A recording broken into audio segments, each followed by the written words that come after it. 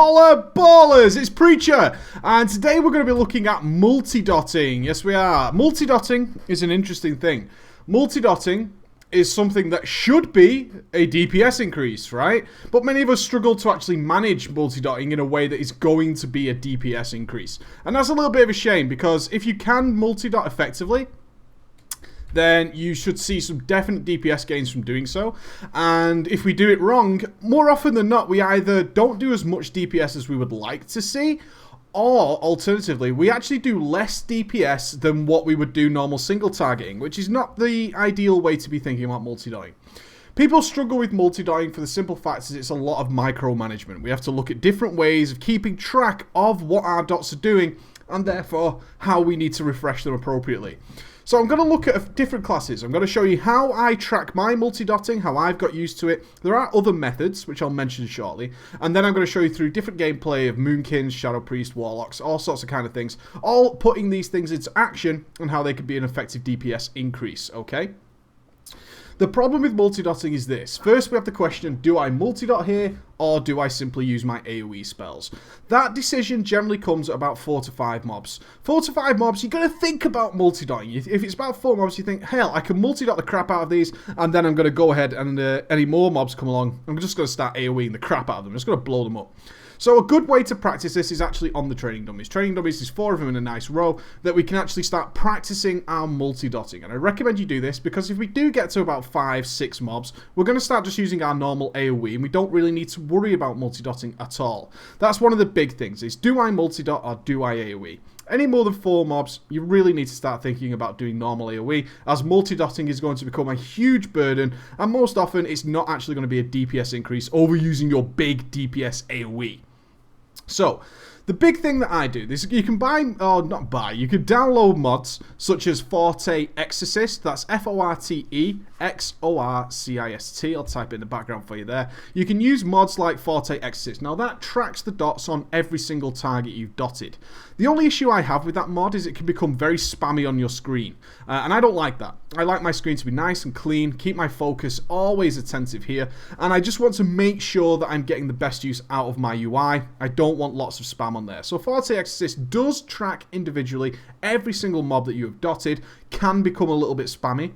The way I like to do it is this. It's a simple remembering game. Find your first mob that you're going to dot. So let's say it's this guy on the left here. He is going to be basically your #1 target, okay? So and more often than not, this is going to be the boss. And if you're in a trash pack, it's the first trash pack in front of you. That's going to be your control mob, okay? Essentially, if you want to get a bit scientific, it's your control mob. That's the mob that you're going to dot first. Now, everything else you dot after that is going to be based around this singular mob. So let's say I was to throw dots on this target, the training dummy, and then I was going to go ahead and dot everything else. So I'm just going to cycle through my mobs, going from left to right, cycling through, get my dots on.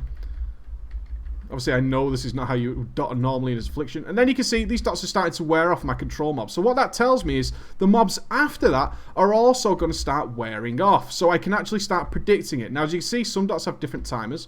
And you can easily manage this now because of your control mob. You can just go backwards and forwards. All the agonies are about to wear off. Let's refresh all those. And then you come back and you start again from your control mob. Now, don't worry about little dots falling off here and there. Everyone gets a little bit of downtime with multi-dotting. But as you can see, pulling a nice solid 35k DPS there just by casting my dots, doing nothing special whatsoever. So that is the easiest way of doing this, guys. Another way of actually controlling this is make this your focus. If you focus this and you have appropriate add-ons and so on and so forth, I actually get a focus thing which shows me my dots on my focus mob there. You can see them there. My focus tracks those, all nice and easy. So every time I cycle through the rest of the mobs, I always come back to my control mob. And if I forget which mob is the control mob, I have it on my focus as well. If you have a lot of mobs moving around a ton of times, this is one of the difficulties of doing this outside of the training dummies, is the mobs tend to swap positions, almost like you're spinning plates or looking for the ball in the cups that's spinning around. It's very difficult to keep track of that control mob unless you've had quite a lot of practice. I find it quite easy now, but eventually you guys will too, and that's what's most important. Now, the reason I wanted to demonstrate this on the Warlock is the Warlock runs into a specific issue of multi-dotting, and that is we can apply all our dots extremely quickly. And that can lead some people to get a little bit confused about when to start refreshing, because we now have to build in a cast time. So if I was going to soul burn dot all these, I would soul burn, soul swap, soul burn, soul swap, soul burn, soul swap, soul burn, soul swap. Then I'm back to my control mob.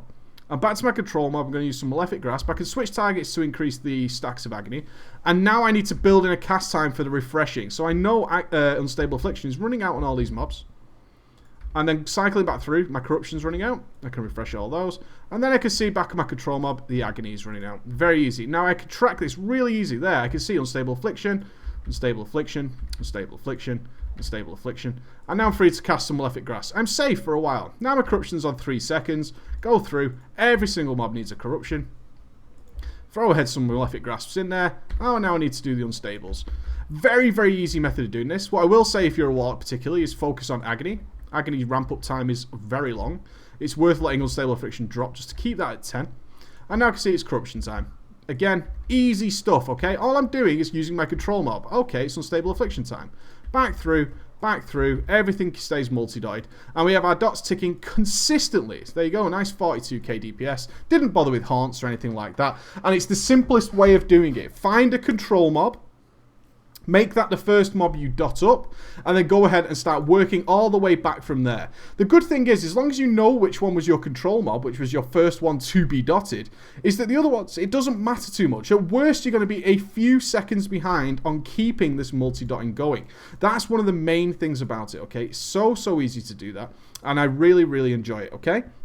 You'll see a nice DPS increase from this. So that's how I multi-dot. It's the easiest way I can do it. 2 methods there. Either get used to just remembering which is your control mob, or go ahead and focus that bad boy up and have some sort of UI helper which tells you what those dots are doing so you can see them there. This works for any dot class. It really does, and you'll see a lovely DPS increase. And you'll stop that panicking moment where you're like, oh, which mob do I dot now? I've lost which is the first one. As long as you dotted one target initially, everything that comes after is just based around that single target. This works for raids, it works for 5-5-mans, it works for while you're out. Really, really easy stuff to do, okay? A few little quirks. Remember to prioritize your dots, as I just did then. As you can see, if I was to put Agony on here, if you're particularly Warlock inclined, well, Agony has such a ramp up time, 4, 5, and that's ticking across all those. I would definitely prioritize your dots if you know one of them has some sort of absurd ramp up time. So now that's at 10. I want to keep all these at 10. You can see they all hit 10 at the nice same time. I can see I've got 4 seconds left on there. Okay, I'm just going to re-agony all these. As long as you buy yourself some time, like 3 or 4 seconds, you can see you're going to keep this dot ticking constantly on every single mob. Please don't whisper me stuff like this. It's a little bit scary. Alright guys, so I'm going to show you some gameplay of all this in action. You take it easy, ballers, and have a great day.